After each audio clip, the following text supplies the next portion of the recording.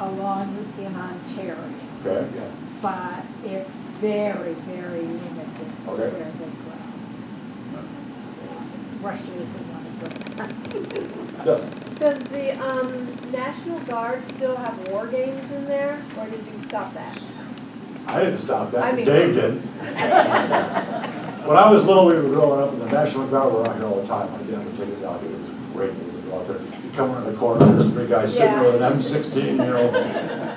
That's crazy. They would have war games out here. They would fly planes over and drop flour bags. It was really great. They played with their Jeeps on the hills. It was amazing. One night, when Dave Nelson was out here in charge, they took the shortcut through his backyard over to the beer store. That was it. They're not back to When they wash the stone, is there anything they can use that with washing the byproduct for? the silt that comes off of there. Now, basically, we have created a large silt pond, a kind of a big dam that goes out through there, and we've let it settle down into there. That stuff is just so dirty, and it's just really not a product that anyone would really want. So now, you know, use it for anything. You said 90% of what you mine goes just right around the area here. But Where's the other 10% go? Is there anything going internationally? no, probably south of here on trucks. Basically, most everything we do goes out right there. How much longer do you think the quarry will be in existence? Oh, Will it mine out at some point? We're shutting down tomorrow. No, but I know that someone spoke several years About ago. 20 years here, about 20 years to depth we're at now. Okay, But then we can go down another 70 feet. There's more stone down there. It's not quite as yeah. good quality as what we're mining right now. But that means that then you can go down another 70 feet. You can cut the channel out to Lake Erie. You can have an inland marina. That's my vision. Well, and also is there, do you have like different directions you can go in? We are continuing right now all the way to Quarry Road, and then probably all the way south to the other side of like the tree line. That's just south.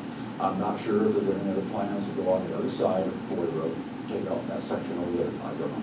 Okay, but you can't go any further north or? No, we're pretty much good. Okay. When you mine riprap, is it selectively picked, or do you change the drill and blast pattern?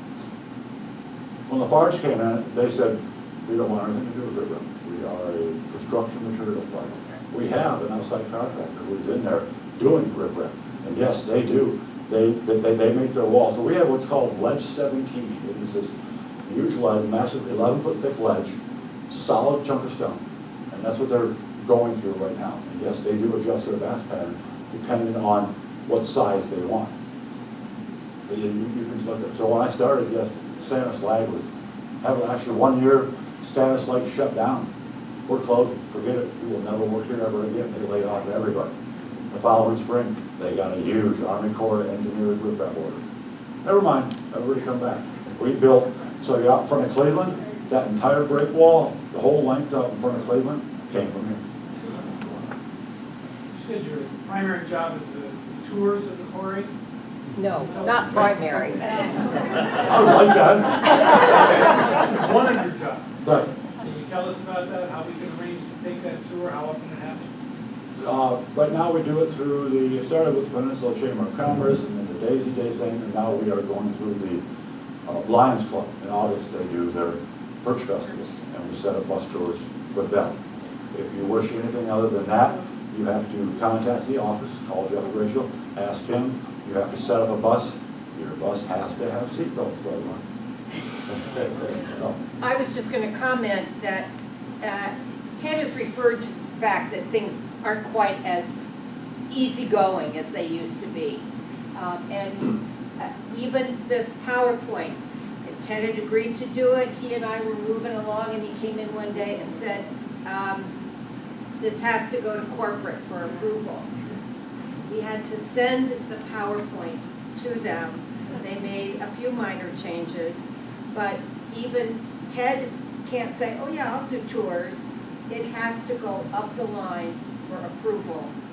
So, you know, that's just corporate life now here in We've gotten very big, and we're to be watched. So this came from an ag magazine article. They came, they explored, they went back and forth, and proved it, and eventually the article came out, and there's a video that you can go on and you can watch. And in that video, there's a bent handrail right there. Congratulations on your safety record. That is so important to everybody. And obviously, everybody who comes to work, you want them to be able to go home at night the same way they came in.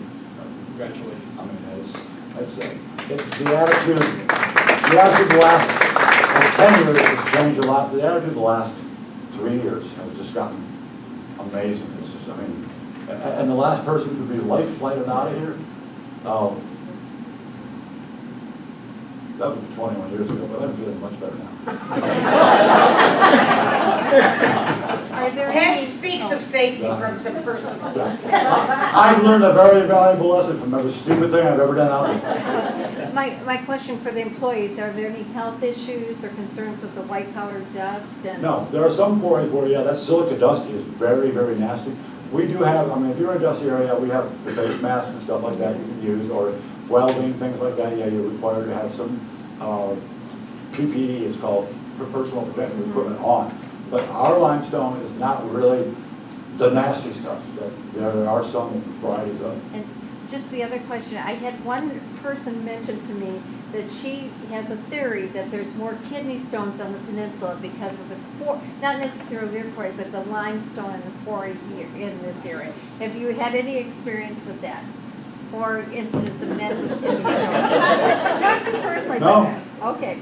And so there's also another theory of when a storm comes this way, it splits and goes over the peninsula because of that quarry out there. The heat rising off that Oh, quarry. well, that's. Well, if that were the case, it would never rain in a major U.S. city, would it? If the storm was coming this way and it had a choice between the bumpy peninsula or a flat lake, yeah, I'm going over the lake. So, yeah. Yes? Just one quick question along the safety lines. Does every worker have like a stop card if something's wrong or they see something's about to happen, where they can immediately hold that up, like they do? Our son is a geologist and used to work on rigs, where they had cards. If they saw something wrong, they could do that and stop the machinery No. immediately. No, we don't have that. Okay. I mean, there's buttons around that can push things. Most everybody out there has a walkie-talkie or radio. Oh, okay. No, we do not have one. Would you just describe in greater detail what you came into the office and showed Dakota and I one day? He came to check on the PowerPoint, and he said, well, I'm not really on a break, I'm still working, and he got out his iPad. How about this? So, I have the ability to work, well, flip my iPad open, bring up RDM, scroll. I can go to each and every plant out here and see. So when I'm not at work, yeah, the other foremen get mad that I'm looking over their shoulder and stuff like that, but I have a pad this size that I can run.